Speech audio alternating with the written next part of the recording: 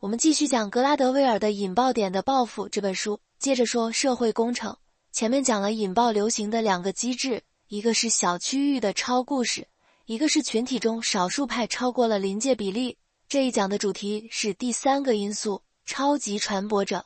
这其实是格拉德威尔那本老的《引爆点》书中的主题，当时他称之为少数人法则，意思是流行往往是由少数人发动的，这个机制一直都在起作用，这就是榜样的力量。包括我们前面讲白杨树林高中接二连三的有学生自杀，一方面是因为单一培育的超故事，另一方面也是因为自杀者在同学中的地位比较高，容易被模仿。有时候流行的爆发具有偶然性，但是很多时候是少数超级传播者在其中起到了关键的作用。这里有明显的80-20法则，也叫28定律，也就是大部分影响力集中在少数人身上。就拿网红来说，这个词的中文强调的是大家都看他，而对应的英文叫 influencer， 是他影响大家的意思，更有动力学的味道。主题还是这个主题，但这一讲的案例却是大大出乎我的意料。当然，我们能有这个认知，更要感谢科技进步和历史机遇。我希望这一讲中的理论是对的，将来能成为主流，因为它会造福人类社会。这个案例就是新冠疫情。你还记得疫情期间那个憋屈的感觉吗？你可能会有这么一种想法，如果有一个能够1秒钟检测出来一个人是否携带病毒的方法，那该有多好呢？我们只要在每个公共场所都放这么一个检测装置，凡是有病毒的就不让进，大部分人就可以过正常的生活，病毒也会很快消亡。的确有人在研究用光学传感器探测新冠病毒，不过冠状病毒实在是太小了，直径只有 0.1 微米，探测非常困难。不过格拉德威尔这本书让我意识到，事情其实可以简单得多。你真正需要的不是知道谁身上携带病毒，而是谁会传播病毒。没错，携带者不一定是传播者，我们甚至可以说大多数携带者都不是传播者。也许有很多人感染，但病毒其实是由很少的人传播的。而且还有个好消息，探测传播者很可能比较容易。咱们从头说起。我们知道新冠疫情是2019年12月底在武汉被发现的。一开始世界其他国家没当回事儿，以至于并没有限制从中国出发的国际航班。一直到1月底，还有一个中国留学生从武汉飞到上海，又从上海飞到巴黎，再从巴黎飞到波士顿上学。他在1月31号这天在波士顿被确诊为新冠阳性。那你想想这一路上他接触了多少人，坐了30个小时的飞机，还排队办理入境手续等等，那他是不是传染了很多人呢？没有。这位同学虽然是病毒携带者，却很可能一个人都没有传染。我们敢这么说，是因为就在2020年3月，科学家学会了追踪病毒的传播路线。你要知道，新冠病毒会快速变异，以至于每个人身上携带的病毒的基因都不是完全一样的。通过基因变化的情况，你就能知道是谁传给的谁，乃至于知道这个毒株是从哪儿来的。疫情发作的几个月之内，有120个人把新毒株带到了波士顿大都会区，其中绝大多数都没有传播开来。就算是传播出去的，大多也都是传个1-2站就结束了。尤其当地有一家养老院，97个老人几乎全都感染，其中24人因此死亡，还有1/3的员工也感染了。可即使是这样，再考虑到养老院人来人往进进出出，它也没成为一个发源地，对外面没有造成什么大的传播。病毒似乎很容易到此而止，除非遇到一位超级传播者。2020年2月26号这天，有一家叫百健的生物技术公司在波士顿市中心的万豪酒店搞年度领导层务虚会。来自世界各地的175位领导在一起开了2天会，然后各自散去。结果几天后，其中光是明确病了的就有50个人。再考虑到无症状感染者，这次会议估计传染了上百人。这些人把同一个毒株带到了美国的29个州，还传到了澳大利亚、瑞典和斯洛伐克，累计感染30万人。并不是那个毒株有什么特别，关键是这个飞行聚会模式太有利于传播了。而为什么那么多别的会议都没事儿，偏偏这次会议一下子就传染了上百人呢？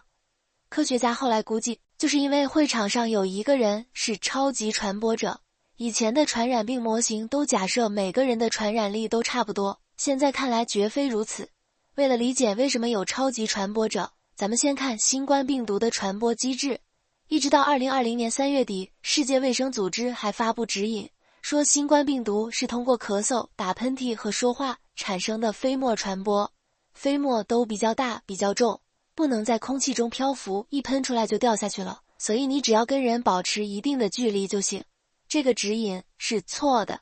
2020年4月，有几个专门研究气溶胶的化学家发表一篇论文说，新冠病毒应该是可以通过气溶胶传播的。气溶胶是一种直径小于10微米的颗粒，可以想象成是一些非常小的小水泡，正常呼气就能产生，因为太小太轻，它们不会掉下去，能在空气中悬浮1个小时以上。也就是说，病毒携带者不用打喷嚏，它只要在场就足以让房间中遍布含有病毒的气溶胶，甚至等它离开房间，它的气溶胶还会继续悬浮一段时间。这就是为什么波士顿会议上一个人能传染上百个人，是因为你只要出现在房间里就行，你不需要分别对着每个人打一次喷嚏。你可能很奇怪，为什么气溶胶能传播病毒这个事儿，一直到2020年4月份才有个说法。这是因为研究气溶胶的都是化学家和工程师，研究病毒的科学家不了解这种跨界课题。这也提醒我们，现在需要很多人去做跨学科的研究。你只要呼气就会制造气溶胶，但一般人呼出的气体里的气溶胶数量比较少，而有的人呼出来的数量就比较多。有人专门做了实验，测量了194个人呼出气体中有多少个气溶胶，发现其中只有18个人是超高传播者，他们平均呼出每1升气体中的气溶胶个数是3545个，比低能传播者高出20倍。这样的人如果感染病毒，才会成为超级传播者。疫情快结束的时候，有一批勇敢的志愿者去主动感染了新冠病毒。实验发现 86% 的病毒颗粒都是由36个人中的2个人传播出来的。病毒传播是极少数人造成的。这些特别能制造气溶胶的都是什么人呢？现在只有统计意义上的结论，基本上就3种人，一种是年龄比较大的人，一种是比较肥胖的人，另外一种就是已经感染了病毒的人。这3种人共同的特点是容易脱水。如果身体不缺水，你的上呼吸道应该是湿润的，你吸进来的空气中哪怕有什么病毒，也会自动被上呼吸道捕捉到，顺着口水就流到肠道里去，被消灭掉，不会有危险。但如果是处于脱水状态，人的上呼吸道就会变得非常干燥，就抓不住病毒，病毒就会进入肺部，从而导致感染。这就是为什么越是冬天病毒流行的时候，我们越应该多喝水。脱水的一个重要表现就是唾液变得很粘稠，有弹性。那么人一说话，声带中就会制造大量的气溶胶，通过呼吸传播出去。当然，这里肯定还需要更多的研究，但是简单说，唾液最粘稠的人就是超级传播者，他们的危险程度可能是普通人的20倍。其实早在1970年代，科学家就注意到有些人传播病毒的能力就是特别强。比如有个小学爆发了麻疹疫情，人们本来以为是不是学生们早上上学在校车里互相感染的，毕竟校车是个封闭环境。后来发现大部分感染是一个2年级的女孩造成的，而她根本就没坐校车，而且她传染的不只是自己教室里的同学，而是14个不同教室的学生。学者们事后推测，波士顿会议那一波大流行大概是这么一个过程。已知那个毒株最早起源于法国，所以应该是一个来自欧洲的与会者。这哥们儿可能挺胖的，他在长途飞机上不想上厕所，所以就没怎么喝水。其实肥胖者本来就应该比别人多喝水，才能防止身体脱水，而且他可能还喝了点酒，而酒精又会加速脱水。他在飞机上连续呼吸了12个小时的干燥空气，上呼吸道变得非常干。等到开会的时候，老兄的唾液已经是又浓又稠。他中气十足地发表了激情演讲，又随处跟人大声谈笑。他的气溶胶遍布了整个大厅。既然科学家早就知道有超级传播者的存在，为什么没有早点系统性的研究这个课题呢？因为这里可能会导致歧视。如果我们说符合1、2、3这3个特征的人都是潜在的病毒超级传播者，应该对他们区别对待，你说人们会不会歧视他们？没人愿意做这种尴尬课题。这就又回到社会工程学的难处，到底应不应该像操作工程一样操作人呢？极少数的污染源造成大部分污染，这个28定律不仅限于人。大约10多年前就有化学家发现，汽车尾气造成的空气污染不是均匀的由所有汽车分摊的，是公路上大约 10% 的汽车造成了一半以上的污染。你只要把这 10% 拎出来，就可以大大解决问题。而现在的情况却是，很多地方都要求每辆车每隔1-2年就去测一次尾气，耽误所有人的时间不说，那些最能制造污染的车反而用各种办法骗过了检测。其实现在已经有一种装置，可以实时的用红外线测量每辆汽车尾气的污染程度，所以最好的办法就是取消强制尾气年检，同时在路边安装几个这样的装置，发现一辆抓一辆。可是这种政策会有压力，因为开破车的都是穷人，从针对所有人到针对某一类人，这就是歧视。